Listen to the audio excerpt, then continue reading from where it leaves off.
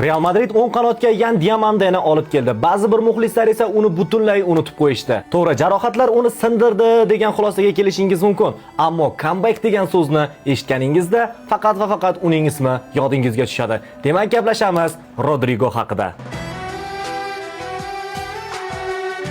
Braziliyadan kelishingdan oldin ham seni Neymarning vorisi deb atashgandi. Real Madridga qo'shilib 90 soniya ichida 2 ta gol urib Chempionlar Ligasi tarixidagi eng buyuk comebacklardan birini amalga oshirgansan. Odamlar buni endigina boshlanishi deb o'ylashadi, ammo qandaydir qilib futbol Rodrigoni unutib qo'ydi. U Santos safida o'ynab yurgan paytlaridanoq uni Neymar bilan taqqoslashardi. To'p uning oyog'iga tushishi bilan o'sha sehrni, o'sha o'yinni biz ko'z oldimizda gavdalanardi. Shuning uchun Real Madrid uning ortidan keldi va Rodrigo atiga 18 yoshda dunyoning eng katta klubiga qadam qo'ydi. Bir necha mavsum davomida Rodrigo o'zining ajoyib qobiliyatini namoyish etdi, ammo uning eng yuqori nuqtasi Manchester Cityga qarshi yarim finalda yuz berdi. Real Madrid 2 gol farqi bilan yutqazayotgan edi. Chempionlar Ligasi finali qo'lidan chiqib ketayotgandi. Ammo 90-daqiqada Rodrigo maydonga tushadi va gol urishga muvaffaq bo'ladi. Oradan hech qancha soniyalar o'tmasdan yana gol uradi. 2 ta gol bilan Real Madridning g'alabasini ta'minlaydi. Mana shu mavsumda Chempionlar Ligasida Real g'olib bo'ladi.